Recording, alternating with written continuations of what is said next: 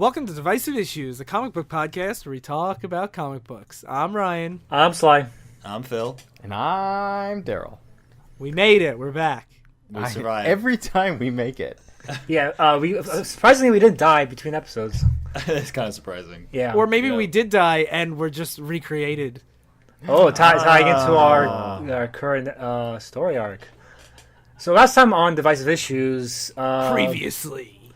I'm trying to think of a good reference for the last issue, but all I can think of was we like the book. Sly is coming to Earth. Can Darryl charge up in time to stop him? Ryan and Phil cheer him on and try to stall. I don't like the noise Darryl just made. I'm powering up. Should be like rougher? Yeah, that's I'm not better. Piccolo though. I'm not cool enough for that. So last time we started Steve Englehart's run Of Doctor Strange. Of Doctor Strange, and we saw how Doctor Strange met God and how he fought death. And that was the beginning and peak of Steve Englehart's run. And now we're going into how it ended. So the story we're doing this week is about Ben Franklin cuckolding Doctor Strange's girlfriend, Clea. That's not what it's about, but... It does... It's an essential part of the story. It's two parts. We're doing two stories. We're doing the story that got Englehart like kicked off of Marvel, and then the concluding story to his run. Wait, which one got him kicked off? We'll get into that. We'll get into that. Okay. Spoilers. So, So there is a gap between the last issues and this one. Yeah, we'll talk about the gap when we get to it. And the only other big thing I want to mention is there is an artist change. It's not Frank Brunner anymore. Yeah. It's a fan favorite of the show, Gene Colan. This is like our third or fourth Gene Colan episode. Yeah, he's not as good as Frank Brunner, but I always appreciate Gene Colan because he's such a trooper. Yeah, I think Frank Brunner is such a good fit for Doctor Strange, but He is especially Englehart stuff that's like so weird and mystical, and it's always dealing with grandiose cosmic events. But I still really like Gene Colan's art. I love Gene Colan's Colan's. good. Yeah, I like his very. I don't know how to describe it. It's kind of like ethereal look to it. Yeah, like, that's a good way to put it. So the story opens up basically after Baron Mordo went crazy seeing God. He started going crazy. He's hanging out in Doctor Strange's Sanctum Sanctorum, I forgot what it's called. Sanctum Sanctorum. Yeah, and he's basically in his room getting crazy, and basically starts warping reality around him.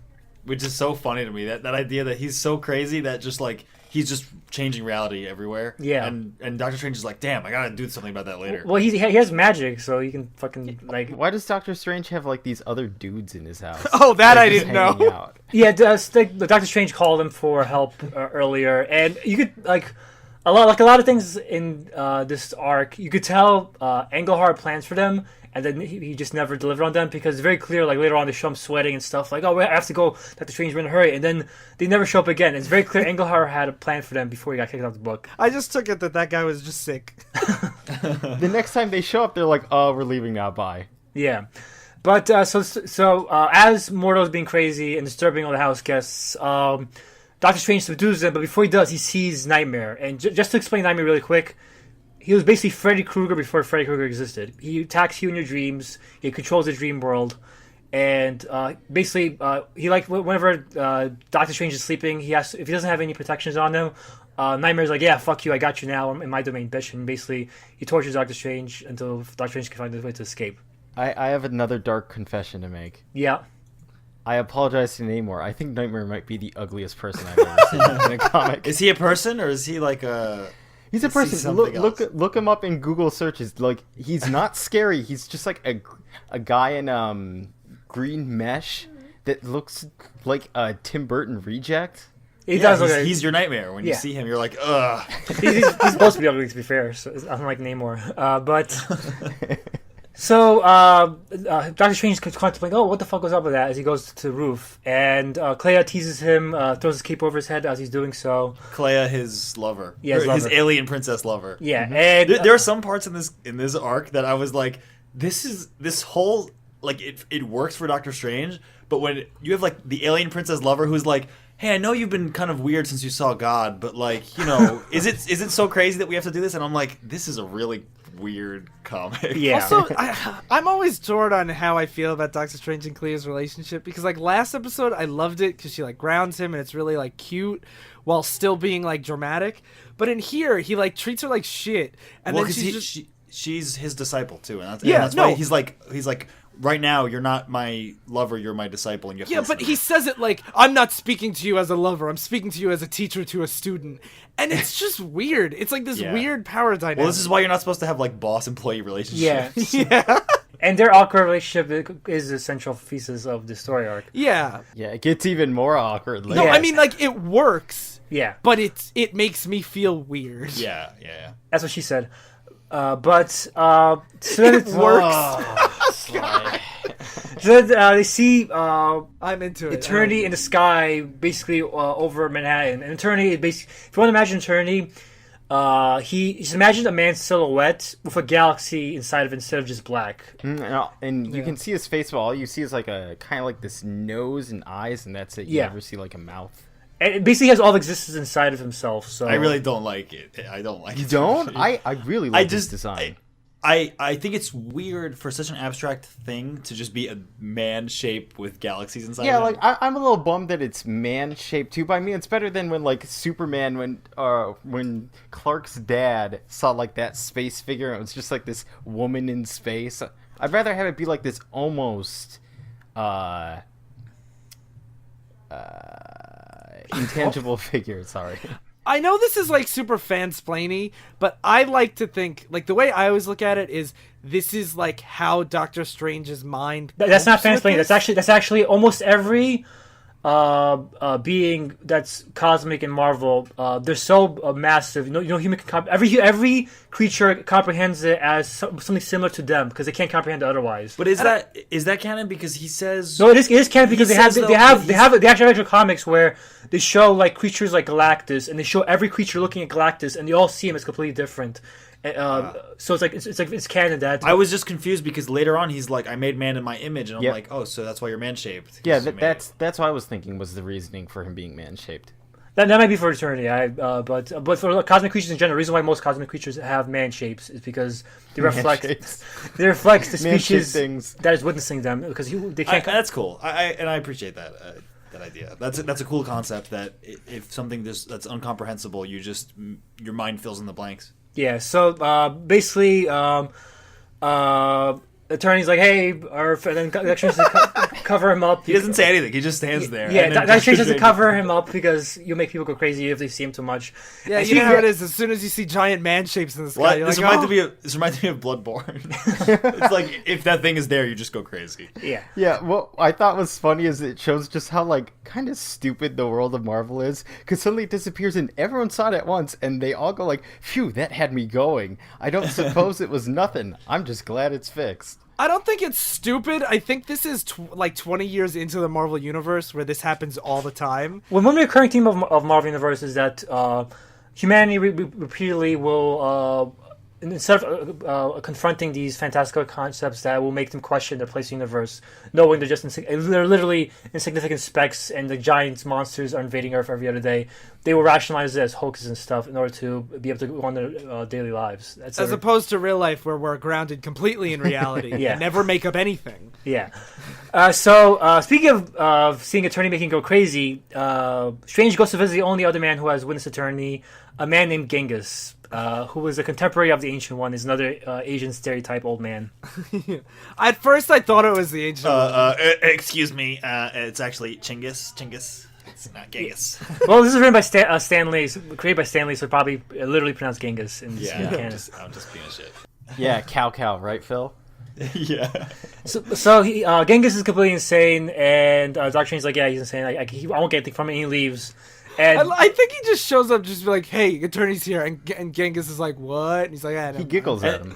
And he's like, Yeah. I'll have to take you back to my house. because just for context, the last time Doctor Strange met Genghis, it was when the Ancient One disappeared. So he's like, well, how do I find Eternity? I need to find Eternity. So he went to Genghis, and Genghis is like, oh yeah, I know where Eternity is. And he basically, if you watched Avatar, do you remember the thing that steals people's faces? Yeah. Basically, Genghis is so crazy that he sent Doctor Strange to a place of a dimension like that has that creature in it. And he basically stole Doctor Strange's face, and Doctor Strange's like, "Oh, that's why Ancient One says never trust Genghis, because he'll send me to this space dimension." He steals your face. But so then, as Genghis is crazy, the crazy mortal starts being drawn towards him, and Astro projects towards where Genghis is. And meanwhile, Doctor Strange confronts Eternity. and Tony says, "Hey, it's time for Doomsday. Time for mankind to die." And Doctor Strange's like, "Hey, can we talk about this?" And Tony's like, "No, mankind become too connected. There's too much information, and we've all become too drawn within ourselves, and there's too many answers, and answers only lead to apathy. Humans have stopped asking questions, and I think that's fucking awesome. It's so interesting because one thing I love about Englehart's writing is you could tell the feelings he was feeling at the moment, and here it's very these feelings are amplified more in our modern day. The idea that no one compromises anymore, everyone has so much information, that everyone's so apathetic. It's even more valid now. And it's like you see everyone else doing things constantly on a 24/7 basis, so that you feel like you need to be doing things like that too. And then when you're not, you're losing. Yeah. It's like Metal Gear Solid 2. It's like the internet. Yeah. You know. That's why you only have to do the greatest things, like record comic book podcasts. I did not like the reasoning Attorney was given here, and for that reason, I thought this was the weakest of all the Englehart stories. Even more than the cuckolding. Oh, well, I don't even count that as all him, because that ends halfway and then picked up by someone else. Spoilers. So, Strange is starts to argue his point, but the Attorney shows him his past selves, Doctor Strange's past selves as a doctor, a hobo, and a mystic student. And Doctor Strange's like, what's the point of this? And he says, all these forms of campuses, everything wrong with humanity, and you can't hope to overcome these yourself. How can you hope to overcome me? And that's where we transition to our next issue. And issue whatever picks up. Oh, first I wanted to bring up how kind of weird and clickbaity the comic book cover images are. They always are. Oh, These four have nothing to do with the story, though. The first one's Doctor Strange fighting Baron Mordo, which doesn't happen. The third one is Doctor Strange dying, which doesn't happen. And the fourth one is Eternity killing the Ancient One, which doesn't happen. Well, speaking of things being prominent back then that are more prominent now, clickbaiting, this is one of them. Yeah, comics ushered that into our modern era. Yeah. Kinda. Blame Stan Lee. He started the shit. Fuck you, Stan Lee. I would blame Julie Schwartz more, but that's an aside. Anyway, Surgeon Doctor Strange goes and meets regular Doctor Strange, and this is like a Christmas Carol here now, or he gives him an invitation to the dance of the Red Death, and he's like, "Here you go, come, hang out with us." And it's all Stephen Strange's hanging out here. There's so many Strange. This is the first time in this arc, but not the last, where I was so reminded of Rick and Morty. Because have you guys seen that at all? There's the universe with all the Ricks and all the Ricks from different timelines. This is literally that. It's all these Stephen Stranges from different potential realities, him as a priest, him as a lawyer, him as Richard Nixon. No. He wears the Richard Nixon mask to exude power. Yeah, it's also really funny over the rest of them. I rationally recognize that this was written in the mid 70s, but hearing a character be like, "But Nixon resigned just a few months ago," I'm like, that's weird. But I find it really cool that this is how Englehart. You can tell Englehart's coping with stuff, and here, imagine how it felt to be months after a president. Well, this resigns. is also the guy that right around this time had Captain America renounce his citizenship. Yeah. So he's definitely, he writes politically, and I just find it interesting having Nixon be topical. It's funny nowadays when people bring up, because there's some arguments going about where it's I wish politics would stay out of entertainment media, and seeing it back in the 70s that here you have Nixon obviously being this power hungry, or this Nixon mask resembling. Yeah. Politics has never stayed out of media. Yeah. It's that's ever. Yeah. The early plays are about fuck the king and stuff like that. Yeah, every piece of media should have spin-off media that's all about politics, Oops, I Talk Politics, right guys? Oops, we're talking politics. Yeah. So these guys are just exuding they're talking about how they just have the Nixon Strange wants to control everything. And Stephen Strange is like, "Well, I have magic." So he tries to use that on him, but he doesn't have any magic. And so then he gets thrown into prison with the drunkard Strange. Yeah. Which is supposed to be the pitying side of humanity. And the paranoid and the sad sack.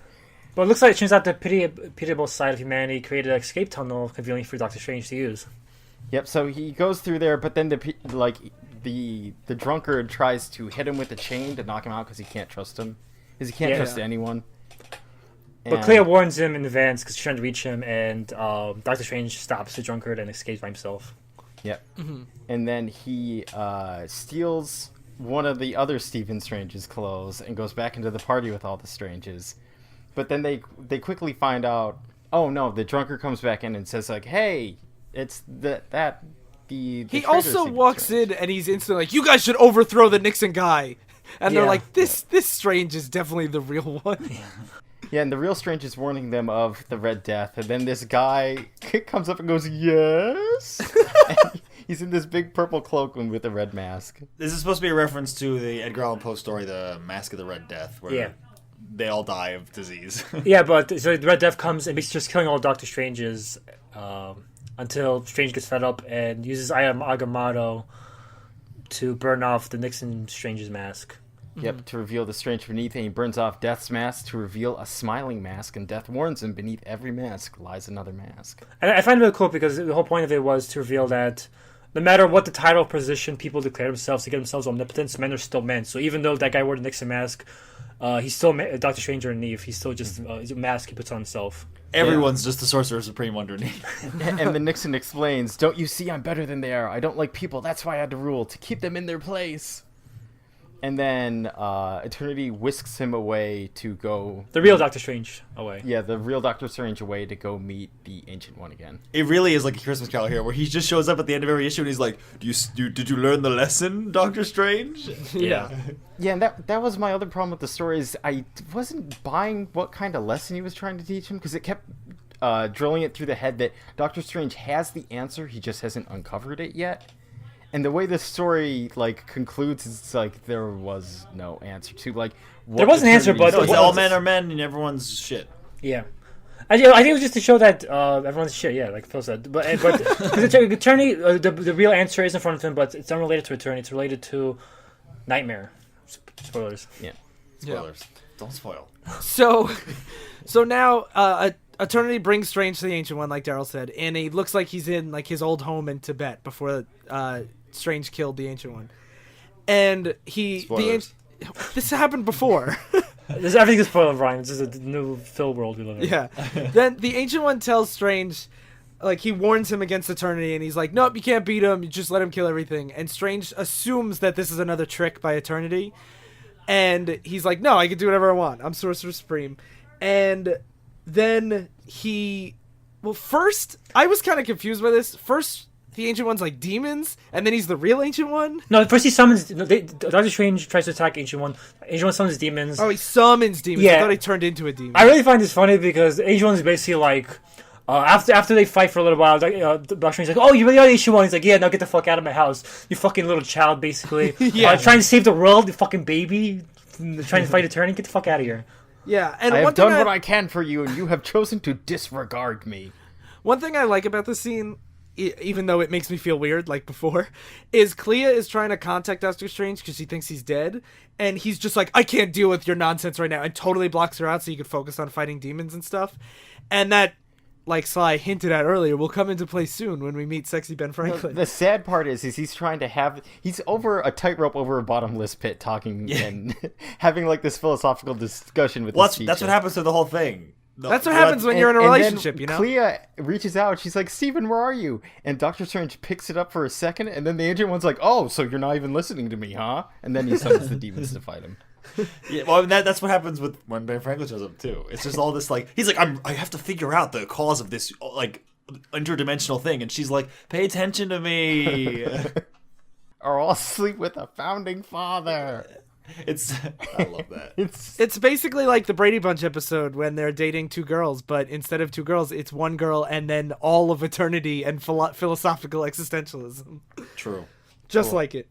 But so at this point, Strange is like, well, I had to kill the Ancient One before. I'll try to do the same thing, and he goes into his brain, and this is when he realizes that it's the real one, and it's just like, I think that the whole is this real? Is this an illusion thing? Is really... I like how kind of confusing this is, because it's supposed to be Strange being like, what's real, what's not? Yeah.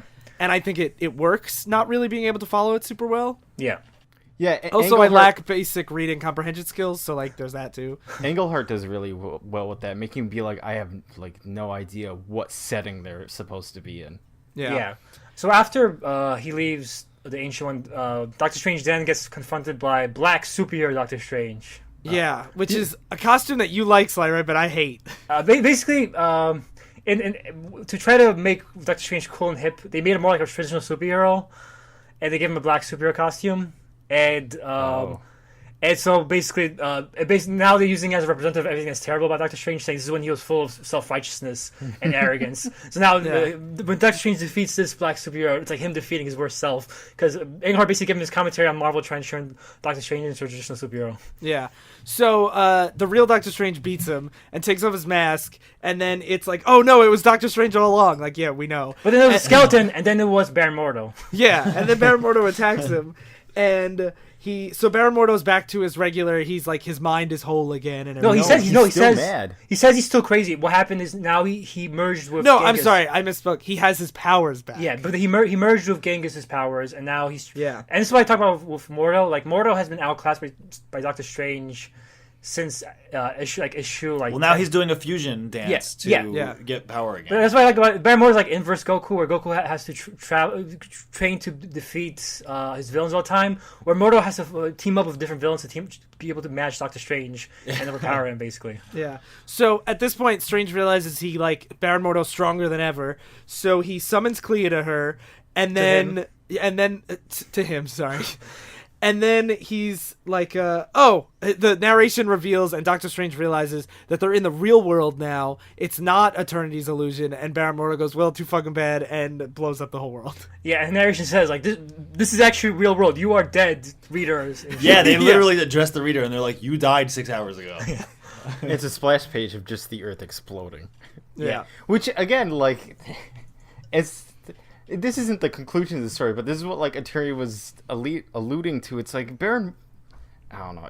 Baron Mordo is a representation of, because Baron Mordo is like representation of all of man's evils. He's greedy, he's selfish, he's insane. No, but he does this when he's crazy only. Yeah, he's just like, I'm insane and I have unlimited power for some reason. Now I will destroy the Earth. And insanity is. But like no Sly, other, I don't want your apologies bullshit for this. no other supervillain in the Marvel universe was ever able to blow up the world. But then Mordo's like, just blows he's just like, I'm gonna will it that the world. But Mordo is Doctor Strange can't blow up the world by himself if he wanted to. He's also like backed by like Eternity's trying to achieve the same goal, and he merged with Genghis. Yeah. Everyone loves Genghis. But the point is, like, Doctor Strange is powerful enough to destroy the world, and Mordo surpassed him by teaming up with somebody who's equal to the Ancient One. So now he's powerful enough to blow the world. Yes. Okay. Well. So the last issue of this arc starts out with the world destroyed, and again, the narration's like the world blew up. The world blew up. Planet Earth is no more. No, it said the world blew up. It blew up. It bad. Yeah. Yeah. What happened? Someone set us up the bomb. Oh, wow, we're going really old school here.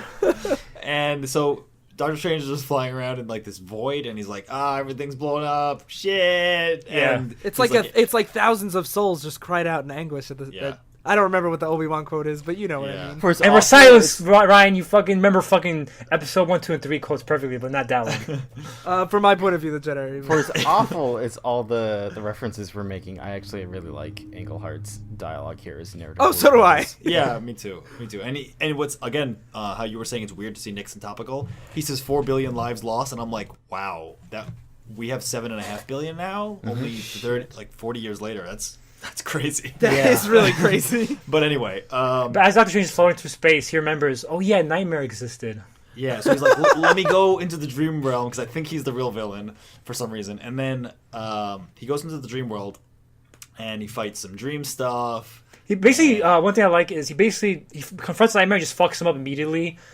Basically, because Namor was a challenge for Doctor Strange back like when he was a scrub, but now he's like so supreme. He's like, whatever, fuck you, and he just backhands him basically. Yeah, he just says like Nightmare summons a bunch of crows and he just goes, "Be gone." Yeah. Well, he cites a rhyming poem and then says, "Be gone." All that stuff we said about Eternity being like a concept and everything. At this point, Nightmare's like, "Oh, I have Eternity captured," and he is just a guy on a table. Yeah. So it is kind of weird now. Yeah. But I like the way they explained it. Basically, you're right, Phil. That he was. He says he was created man in his own image, and as man became more populous, it started to dream more. And basically, as he started to dream more, it started influencing Eternity, and now Eternity started dreaming, and he became more human-like, and now that make me more susceptible to Nightmare. I think the rationale is really cool, and I like it a lot. But it does look weird that there's just this really tall guy on a table, and it's like, that's all of existence. That's not the weirdest humanoid thing to happen in this issue. But that's not Englehart's fault. I guess that's more Colin. It was supposed to be... It would have been difficult to draw just this black figure on a table and be like, oh, look, it's Eternity. Yeah. And I also wanted to bring up regarding the art, it's really cool that, like, in the Afterlife for Superman, there was dithering for all the colors that were really light. And here, what I really think is neat is that all of the blacks are dithered. Yeah. Which makes it look really weird on Stephen Strange. I think it's cool. I think it's cool because it's the dream realm and it's his astral form or whatever. So it looks really cool like that. So anyway, he, like you said, he beats up Eternity. He beats up fuck Eternity, and he's like, "Hey, who's back here?" And it's just it's Eternity laying on a bed, and he's like, "Hey, wake up!" And Eternity's like, I'm awake now." That Eye of Agamotto is really powerful. That can wake up the universe. Oh yeah, Agamotto's OP. It's like so he wakes up the universe and he's like, "Oh shit, I was sleeping, and you were in my dream or something." And it's like, Wizard of Oz. And he's like, "Hey, I'm Adam." Hint, hint. Yeah, that's why. But he says in his dreams become reality because he's Eternity and he influences reality. So when he dreamed that the world blew up, it did blow up. And I like when he's like, "Oh, so the world ending was just a dream." But by the way, my dreams are real, so it is still God. Fuck you, all your friends are dead. Yeah. And then Doctor Strange is like, "Please bring them back." Yeah, and he's like, "You can't do that. Like, you can't fuck up reality like that. It's the And then he's like, "Look at what I can do," and he makes him this weird like gremlin man. Basically, Doctor Strange's like, "Hey, you do it for me," and Eternity like, "Don't fuck with me." He just starts fucking with Doctor Strange. And then this is again, I get it that it's like whatever they can comprehend, but it's like he's like, "Don't fuck with me," this big spaceman, and then Ancient One just reaches in and grabs Spaceman's arm, and he's like, "Hey, don't mess with my friend." I really like that he bullies him because Eternity's like, "I'm not gonna do that," and Eternity like puts him in a headlock. He's like, "You fix what you did," and he's like, "Okay, fine." I will agree. This is the weakest point of the story arc for me. I agree because it reminds me of Legend of Korra. I knew you were gonna say this because the same thing. A character reaches a higher plane of consciousness, and he fights the antithesis to their existence. And what it is two giants fighting. And I'm like, okay, good job, show. I know. I thought the same exact thing. I'm like, oh, it's a wrestling match. Yeah. So it's supposed to be like symbolic though, because it specifically mentions that. I know, but visually you can make it more interesting, especially in the visual format, like. Than just an old Chinese stereotype giving a big shadow man a fucking noogie. Yeah. So they wrestle for a while, and then he's like, "Good, you got through a good trial, Doctor Strange." And he's like, "What the fuck kind of trial is this? You destroyed the universe." And he's like, I didn't do it. Just this happened." No, H1 explains that the trials happen naturally to being so supreme. Like, no one sets them up, but by being so supreme, you have to confront them. And the trial here was to never give up hope for life, no matter how hopeless it seems. Mm-hmm. Yep. And again, even though he noogies him or whatever, Eternity's like, "I can't go back in time, but hey, here's a good solution. I'll just remake everything and just go through time real quick, and we'll just put you back in your old timeline. Or it'll be a new timeline, but it'll be almost the same." Again, very Rick and Morty-esque. No one else will notice a difference, but you will. But they're all recreations, so it's like the one difference, is that everyone's a recreation, but Doctor Strange is still the original Doctor Strange. Which is so fucked up because you're basically putting everyone through all of history again. Yeah. I love that you keep comparing it to Rick and Morty, considering Dan Harmon he helped make the Doctor Strange movie. That's really cool. Oh, that's interesting. It makes a lot of sense. It actually does, because I was wondering. I'm like, did the creators of Rick and Morty read this? And they must have. Well, maybe he was one of those college stoners reading this book. Yeah, maybe. And that's where it ends, where he wakes up in the universe and everything's the same, but he's not from this timeline or this existence. I also like the narration here where it says he sits there for a while, coming down. Like, he just saw so much fucked up shit in a span of like an hour, and like I don't get what all the hippies and drug users saw about this, where he's like, "What a crazy trip! I just gotta sit here and come down for a sec." Yeah. It is crazy to me how strong his mind is, because I think not every single person would have Baron Mordo's experience, where when you go through the stuff, you just go insane. Not me though. I could do it. Well, the part of the later story arc is that Doctor Strange starts going through inner turmoil and has trouble comprehending what happened to him. Basically, Doctor Strange told Clea, like, "Hey, you're not the real Clea. You're a fucking clone." And Clea's like, "Oh my god!" And basically, they start getting more and more distant with each other, and they eventually go to. I don't know why he would tell her that. Well, basically, she's like, "I know something's different. Like, you're treating me differently than you were before. Like, you're more and more distant to me." And basically, Doctor Strange just becomes more and more conflicted internally, unable to deal with the reality that he's the last human being alive.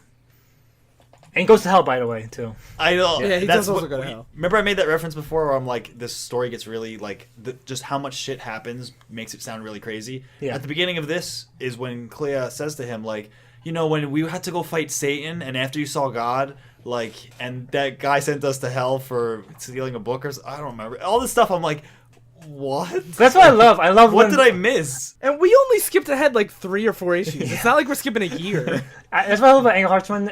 It's pure ambition. Like, just have Doctor Strange fight the craziest fucking shit possible. Death, God. Here's the line. Clea, you're not beginning to brood over the end of the world, are you? No, Stephen. Your example in defying Satan showed me fully the folly of such negative thinking.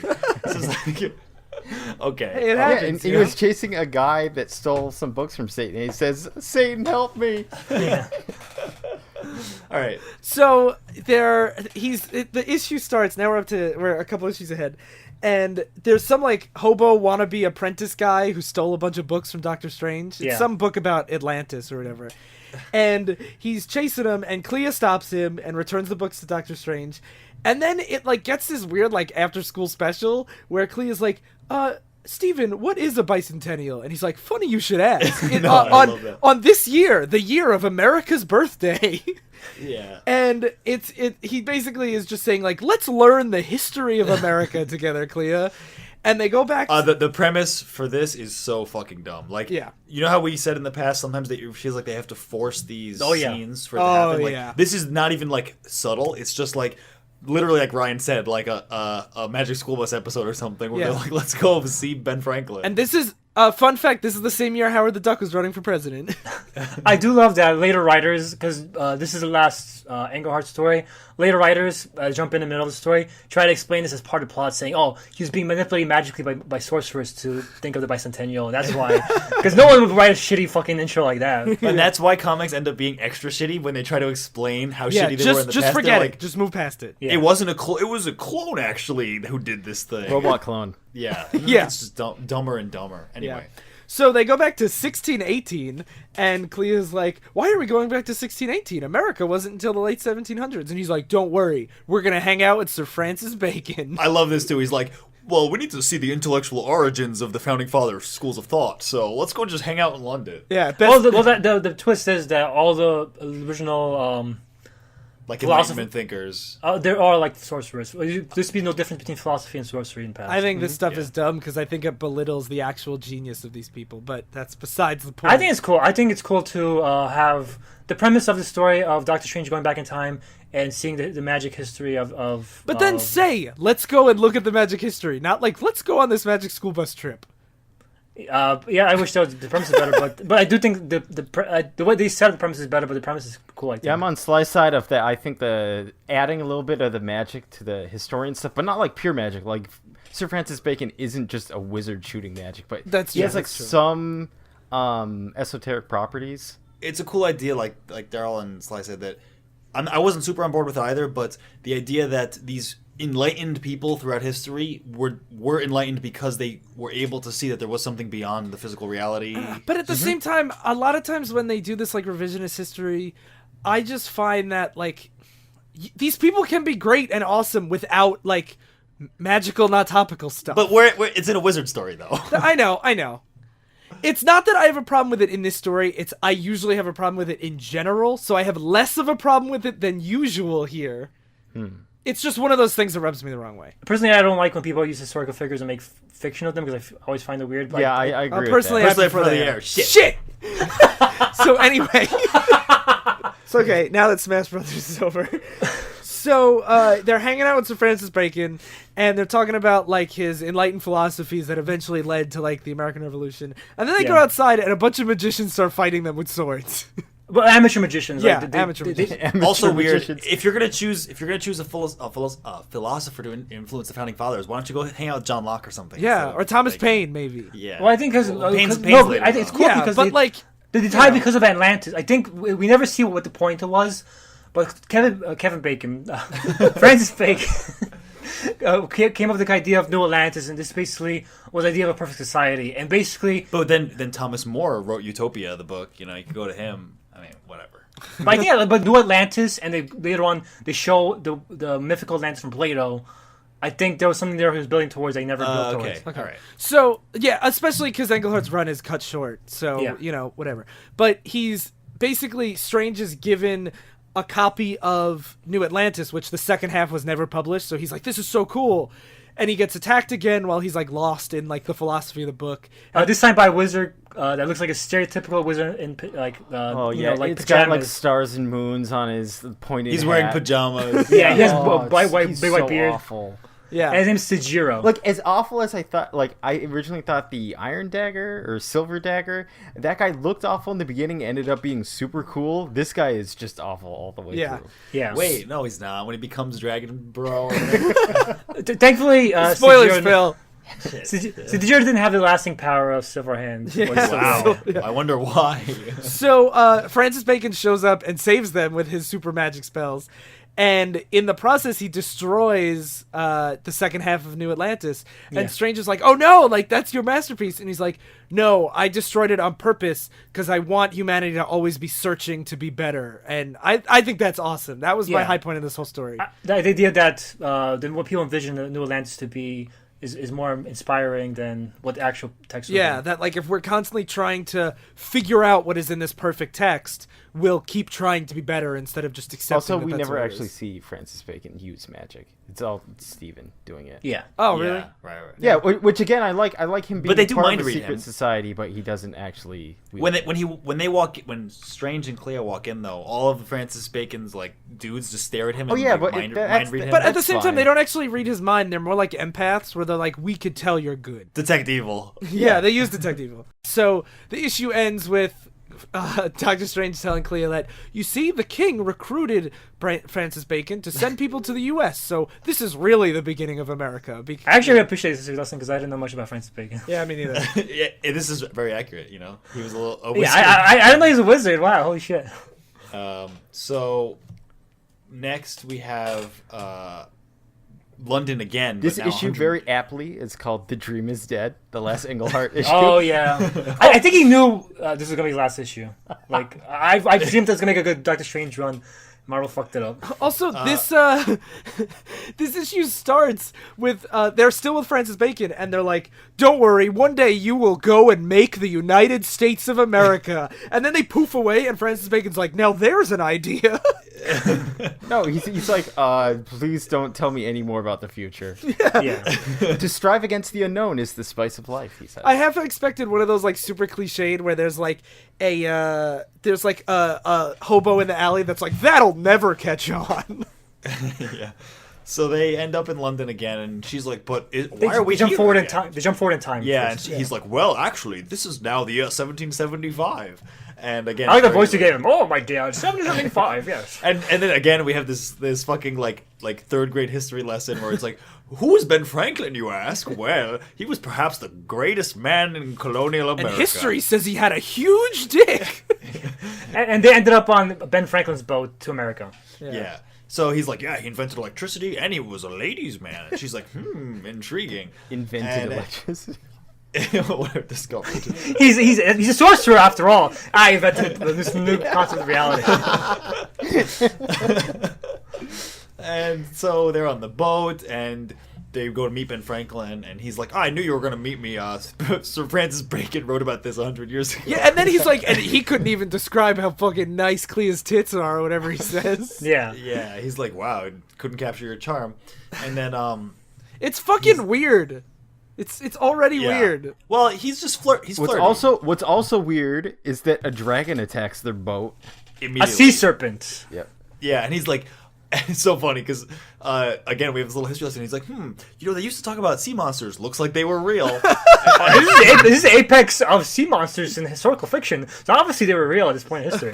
And then, like Darryl said before, his spellcasting is just sometimes he's just reading poetry. In the name of the dream that grew, in the name of the dream that died, cast this creature from the dark depths, down again and from our side. It's like, is that magic? Whatever. So he blows up the dragon or something, and then it turns out it's an illusion though, from fucking Merlin pajamas. It does turn out that say what the fucking slig show. Sejiro. Sejiro is on the boat, but whenever they go to investigate him afterwards, they can't find him where on the boat He is. disappeared. It's not like a huge boat. And then all of a sudden they look outside and there's just the ocean disappeared into the bottom of the ocean there. So it's like a huge waterfall. Like Doctor Strange's like, I'm just gonna jump in and see how deep this goes. And he's like, oh, bottom of the ocean, it's Atlantis. So he explores Atlantis, and then Stagirio is down here, except it's only his face on the body of the sea serpent. Wow, really cool. And while Stagirio is wrestling this sea serpent, Clea's about to wrestle a serpent of her own. Yeah. Oh And my God.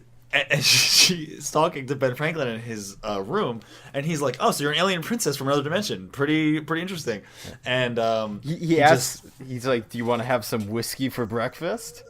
yeah, She's like, it's whiskey for breakfast. It's whiskey, but Sly beat me.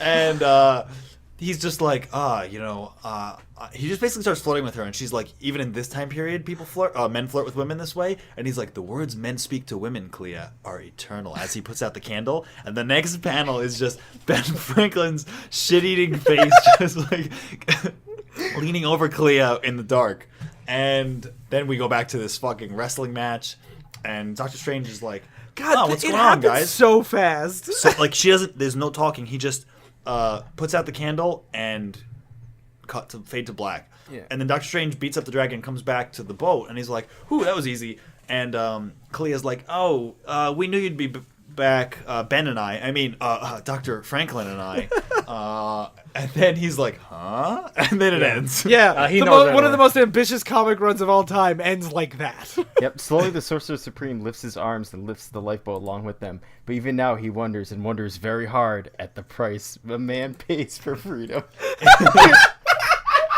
I just love the idea that you have to. Your girlfriend will sleep with the founding fathers. Like and like so easily. She just had some whiskey, and she's like, Hey, Ben Franklin's a pretty cool dude. Yeah. also for us it's weird because we know who Ben Franklin is. If you don't know Ben Franklin as a family father from another dimension, and he's just a guy who's really charming and fun to be with. Yeah, but how many does she just bang every charming guy who's like flirting? No, with her but that also she's Doctor meet? Strange gave her the history lesson. Was like, this guy's the coolest dude in the world. I think the point is more that they've been so distant lately. Like she's more susceptible to Ben Franklin. Like now she's like they're so detached. Yeah, but this is such a weird characterization Yes. of her. It's like just like Yes. if you don't constantly pay attention to women, they're just gonna sleep with other people. So It's not that they're not constantly paying attention to women. It's the fact that He said, "You're not the woman I love. She died, and you're just yeah, some it's like clone." really harsh shit. that's true. When you told me about the story, I bet Dollars to Donuts said this was going to be an illusion or like some kind of spell cast on her, but she willingly just sleeps with this man. well, isn't Did it you an illusion? seriously just unironically use the phrase "you bet dollars to donuts," Darryl? All right, wait. Question for you guys: would you rather be Fuck cooked, Ben Franklin? Yes. cooked by Ben Franklin or not Ben Franklin? I mean, don't- Ben Franklin. Shut up, Phil. Let's go on to the Probably Ben Franklin. next issue. Ryan, don't answer that. One thing I want to point out is in one of the most recent Deadpool stories, Ben Franklin comes back as a ghost, and Doctor Strange confronts him, and he's like, "I never forget what you did." And it's the first. I think it's the first time it's mentioned after like this time period. And it's so funny. So Englehart left the book after this. Basically, Marvel and him didn't agree on the implications of the entire Marvel universe being dead, and all Marvel's clones fine of with the Ben Franklin stuff. Yeah. Well, they weren't, as revealed by this. Yeah. Because what happens, we have a writer, Marv Wolfman, who was the previous editor of the book. So that shows you how much he really wanted to do this. This is really a passion project that he was editing, and now the writer quit, and now he's filling in writing duties. Marv Wolfman also wrote Tomb of Dracula, and he created the modern Teen Titans you know today. He's a good writer, but when he's not doing shit like this... Did he do the Blade Dracula Yes. issue we did? Okay. Another bad example of his writing. Yeah. But, so the story opens up, and you're wondering, how drastic is this change from writers to writers? Jesus. The cover says, "Lo, the power of changeth," and the first thing you see is this fucking guy, I don't even know how to describe him, he has a fucking... He just looks like a barbarian. Like a Yeah, generic, like, Yeah, D&D he has barbarian. like this sun medallion on his forehead. Yeah, and he's holding an crystal orb of Doctor Strange, saying, "Yeah, Doctor Strange didn't know that everything that happened before was a fucking plan by me and this group of It's guys." Nemesis. Yeah. Xander will be his executioner. And there's like all these guys called the creators. I'm not gonna get too much into them, but they live in this thing called the basically it's all this exposition about how they're the creators. They live in the Quadriverse. They planned everything from Doctor Strange going back in time. Do you know when I started reading this, I stopped and I was like, oh, I'm reading the wrong issue. Let me go find where I actually left up. They made this as jarring as possible. There's no effort shitty to make it transition smooth at all, and basically they completely tossed out the original plot of the fucking Atlantis and basically Sejiro for most part. But what happens is Xander's like, yeah, we're gonna fuck up Doctor Strange, and back in the past, Doctor Strange is like, yeah, Xander I know. also blows up a robot of him. yeah. I just want to know. And he's like, oh yeah, look how he's like blew up this robot. I'm so fucking cool. I'm the coolest wizard. Spoilers. Xander gets his ass kicked next to the shoe and never shows up ever again. I'm not surprised. If that's how you show off the power of your character, then... Yeah. That's what Silver Dagger did when he cut off the head of that mannequin last episode. Yeah. I think Silver Dagger takes this fucking asshole. Oh, Without even the fuck. But like, he knows. Doctor Strange knows that Clea and Ben Franklin are boning. But One there's thing no I love reveal. is He just like thinks to himself, it's pretty weird that they're boning right now. No, it's not. It is a reveal. He uses the Vagabond Yeah, he as does. Oh, that's right. But he doesn't like. It's very weirdly handled. yeah, but he's like, and this is why he's really handled. He's like, I can't let the front tree continue, and basically he prepares to destroy them both. And he's like, wait, I can't go that far to kill them for boning each other. Yeah. And then he changes his mind and tries to kill him anyway. Yeah. No, he doesn't try. He blows him up. He blows up Ben Franklin. No, he knows it's not him when he does it. Yeah, he realizes that Ben Franklin can't be Ben Franklin because He's supposed to be at the Second Continental Congress. I would love if he just fucked up and this is like a different timeline where Ben Franklin, not because they met him on the boat, that Ben Franklin missed the constitutional crisis and just murdered Ben Franklin in this timeline. He doesn't want to teach Clea any more about American history, so America ends now. So it turns out it was actually Sejiro boning his girlfriend in disguise, which is more pleasant. God. And then so then Sejiro takes a replica orb of a globe. I and like starts how much crushing it. like this is trying to fix the Englehart stuff. It's like, look how easily I can convince you I destroyed the Earth by squishing this clay model of Earth. Yeah, and he starts destroying the world again and killing all the people in 1776. And then Doctor Strange just reverses time, and which I hated this so much. I don't know. He could just do it on a whim, especially because he had to beg the universe to do it, and the universe is like, I can't do that. Yeah, and so then he realizes while he's reversing time, wait, this is probably an Ancient One test, because this is how it worked. Like I literally said before, the Ancient One planned these tests, and he manipulates people to make actual tests against me. It wasn't that these are natural tests as part of being the Sorcerer Supreme. And it turns out, yes, the Ancient One was basically made an illusion that Sejiro fucked his wife. Yeah, so like she didn't even bang Ben Franklin, did she? No, apparently all this was a dream by the Ancient One. Well, what the fuck? Imagine the Ancient One. He's dreaming about Stephen Strange's wife getting fucked by Ben Franklin. to teach his mentor, his pupil a lesson. Like this is what you people do to you. They'll fuck Ben Franklin. Fuck you, students.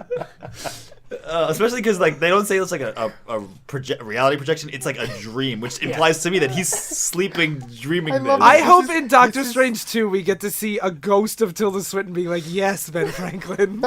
I love that this is like the smartest man in the universe. It's most in tune with all of like the universe's mysteries. And that Ben Franklin's like his greatest rival. So then, Doctor Strange goes to modern times after realizing this, and everyone is dead and skeletons. Yeah, the skeletons are supposed to be representing Doctor Strange thinking about like how everyone is a fake version. They're not like the original versions; they're the recreated version, so that they're basically dead. She's like Clea is dead too, and she becomes skeleton so like Darryl said, the Ancient One wants him to. He originally confronts him with this. But I like that he's holding Clea's skeleton hand while he talks to the Ancient One. Yeah. And I love how much fucking dialogue text there is. Yeah, so much. That's Marv Wolfman. That's what. This is why retcons. But this happens with a lot of retcons. Almost every retcon. No retcon ever says let's do it smoothly. They just have text dumps and make it happen like an issue just to get out of the way. So Issue. Yeah. So he says, I want you to accept everyone will die. So just fuck this Earth and descend to a higher plane of existence. Even though part of being Sorcerer Supreme is loving everything, and also. He was Sorcerer Supreme for fucking literally centuries before he had to ascend. After he died. But now this is the new rules where you ascend for like a week after he becomes Sorcerer Supreme.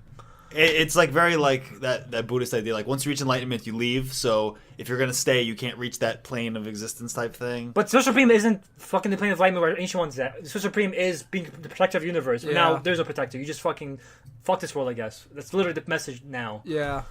And literally he says like, you gotta come, and he's like, no, and he's like, well, if you don't, I'm gonna take your powers away, and he's like, that's okay. Yeah, and he's like, fine. I'm gonna reduce you to level 1.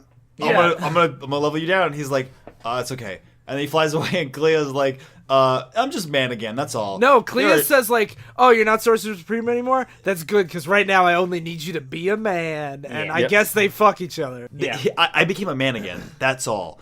And she says, I'm thankful for that. There are needs a woman has that only a man can satisfy. And I was like, oh, fuck. Like, all right, so this goes to the point.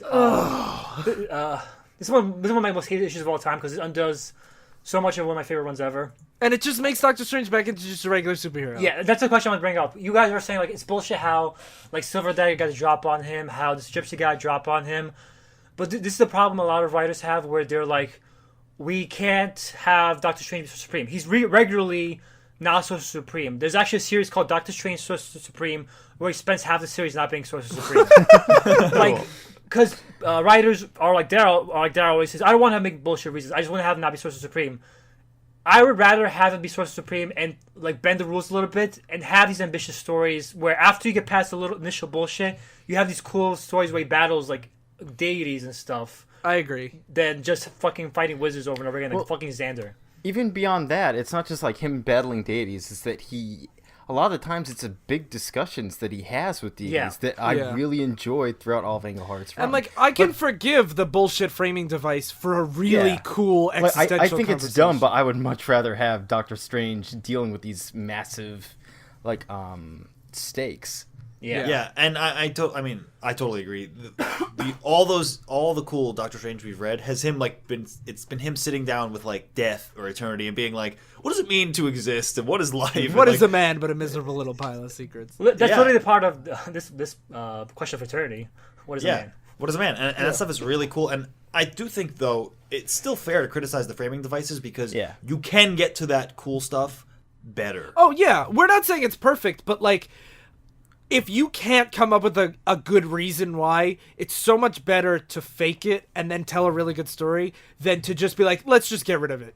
Yeah, I agree. And just have him just fight like bank robbers. I read the issue after this, the one where he fights against Xander, and I felt like it was such a drastic change from Englehart's run to this stuff because like not once do they have like a debate with each other, just like Xander expositioning at him about their master plans, and then Doctor Strange beats him not by using superior magic or outsmarting him, but by punching him in the face and using martial arts. Which was like, this isn't what Strange does. Like, I want to see him talk, and if he needs to use magic to defend himself or protect the ones he loves, that's what he does. But here it's just like, yeah, I'm Doctor Strange, pow. Even though other writers, like Roger Stern had a really good Doctor Strange run, I think that the peak of the character is the Englehart stuff. Mine too. And I think that he's never recovered from the regression of taking away that Sorcerer Supreme. I liked him having that title too. That's just such a cool thing that he has such this important role in protecting the entire dimension. Even when he has the title, like I feel like the stories just always resort to that kind of sameness that like Englehart's the only writer, him and Stan Lee are the only ones that I think pushed it. I just want to talk about it real quick because I want to talk about what the writers after this did to follow up on the story. Because this I mentioned in the first part that Englehart entered in a torrent of chaos where different writers came in, had no idea what they're doing, and that's how he left it because no one knew how to end the story. So you had Marv Wolfman. Marv Wolfman can be good, but he can be great. He's more of a superhero writer, and he writes Doctor Strange superhero, just fighting Xander and punching him, and his stuff is garbage on Doctor Strange. Then agreed. He stays for like 3 issues. Then we have Jim Starlin, who, if you like Guardians of the Galaxy, Jim Starlin created a lot of those characters. He created like Drax and Gamora, and I actually like his stuff, but in the so bad it's good way. Is that the one with like the weird wolf people or whatever? No, this is what happens. Okay, what happens is it turns out the creators want to kill all the stars because the stars are all sorcerers, like stars in the sky. Yeah, and so basically they're all sorcerers that control the universe, and basically they want to kill all the stars and become the stars themselves. And so they start fucking with Doctor Strange's brain, and Doctor Strange is like, his mind's getting warped by the creators as he's going, and basically starts teaming up the stars, like, yeah, let's go beat up the fucking creators. And they're basically turning this wheel of reality that basically, as you spin it out of control, reality starts going into chaos. And Doctor Strange is so dumb at this point, like, he's like, duh, he fucking blows up the wheel of time, and they're like, you weren't supposed to blow it up. You're supposed to reverse it, you fucking moron. And all the stars die. And they're like, why'd you kill us, you fucking asshole? And Doctor Strange's like, oh my god, I'm a fucking asshole. And it's like basically literally what happens, because he flies back to Earth, and Clea and Wong are like, hey, what happened? Did you stop the evils? And he's like, guys, I fucked up. I fucked up really bad. And then what happens is a pig version of Doctor Strange fights him called Doctor Stranger Yet. And then the homeless one comes back as a hobo. And he basically... The homeless one? Yes. Basically as a hobo. And he says like... Wait, do you mean the ancient one? Yes, the ancient one. Basically, the ancient one's like, the crazy universe hated me so much, it made me a hobo, and it's new reality created. I'm a hobo now. I eat shit now. And that was Jim Starlin's run. And then finally... Roger Stern, which is the one that Ryan mentioned, which is where it becomes good again, but the way he ended it was very fucking lackluster, where he just has a big fight with the stars and more deities in very. I meant more the second Stern run. Yeah, I agree, but I'm just as a way to wrap up his story. It was very boring, and the way he described the Sorcerer Supreme, he said like, "I'm still so supreme, but it's not like an actual title or a path of existence. I'm just the best sorcerer." Yeah, they retconned it to basically be that. Yeah, that's what I mean. Like, even though like I've read a lot of good Doctor Strange after this, it's more just like these are pretty good stories, and it's not like when you read the Englehart stuff, you're like, wow, this is like era defining. Yeah, I feel like it's stuff that we can have like talks over. Like, what do you think about the way he presented this idea? Yeah. But that's, unfortunately, the end of Englehart's run. Yeah, Darryl, you felt the first part was weaker than the rest of the parts? Yeah, I really liked the first two, the God and the Death part. I think that part was still good. Like, I still liked reading it. Okay. So, how about you, Phil? I liked it. For all my complaints, the Eternity stuff was pretty neat. It was stupid at parts, but, you know, it's comics. I don't think I like this as much as you guys. Really? The Eternity part or the Ben Franklin part? The Eternity part. I like you love the Ben Franklin part, right? Well, no. I like this stuff, but I just think the Genesis stuff is like so much better. I do agree. Like when I first read Englehart's run, I told Sly like, I don't know, Sly said it was like one of the best comics of the 70s, and I was like, it was fine. Like, I liked it. It was pretty good. And then when I read the Genesis stuff on its own, I was like, I was wrong. This stuff is really good. And then I realized why I felt that way, because I feel like even the Eternity stuff, it just falls a little short for me. Well, that might be why it got retconned, because it didn't have the punch to work. I don't think it's worth retconning. Like, I think that's why. That might be why, it. Because they didn't feel the story was worthy to end the Marvel Yeah, universe. I was kind of sad that it didn't feel like it justified why the world needed to blow up. Like, yeah, that's what I mean. Strange yeah. and learn that it people just blew are bad. up. It felt more like an experiment that backfired in a lot of ways. Yeah. Yeah, which I would be like perfectly okay if Englehart ever went back to and want to expand on. Like, that's what I'd want to see. This is actually a recurring problem with Englehart. His Fantastic Four run, he wanted to do a lot of crazy stuff with it too. He wanted to retire permanently Reed Richards and Sue Storm. Wow. And Marvel said, you can't do that. You have to bring it back. So what he did, you have to bring back the original Fantastic Four. So what he literally did, he had the Fantastic Four get cloned, and the new team gets captured and imprisoned, and the clones are the original team, like literally. Like, they use the exact same quotes from the original comics, from Stanley. They use Stanley dialogue and stuff as a way to say fuck you to Marvel. And the last issue is Franklin turning to Steve Englehart saying, wow, everything's a big mess. How are we going to sort this out? Steve Englehart, and Steve Englehart's like, I don't know, and that's how it ends. He seems really big on just coming in there and doing the craziest things possible. Yeah. Like, Doctor Strange meets the Judeo-Christian God, and then he also meets death and dies, and then he meets the embodiment of the cosmos and gets the Earth blown up. Yeah. Yep. And he went to hell at some point. But that's what I think that's what these characters need. Like, I think if it wasn't for this run, even though they retcon it, I don't think anyone would give a shit about Doctor Strange. Well, Stan Lee's run. Come on. No, Stan Lee's run is great. It's really great. But, like, I mean, like, now. yeah, like after all these years, I think this is one of the things that showed that the character has this huge potential. It is one of the shining examples of the character. Yes. So I just want to give a quick thanks to everyone who's been rating and reviewing it lately, on iTunes and all that stuff. And give a quick plug to the Comrade Radio Network, where you could find lots of great shows like our other show, Oops, I Talk Politics. And also, I want to especially recommend Classic Schmastic this week, because they just did an episode on the battleship Potemkin. I don't know how to pronounce that, but I thought the episode was super, super great. And it's a 1920s like propaganda film, and it was fascinating to listen to. And from Russia, and like that's just an era of Russian history I know nothing about, so it was really, really interesting. And also really funny, as always. And, so check all that stuff out at commonradio.com. Thank you guys for listening. We've been Divisive Issues, and I've been Xander. I've been Dr. Stranger Yet. I've been the homeless one. And I've been that man that prays to Satan. Help me, Satan! Stay in continuity.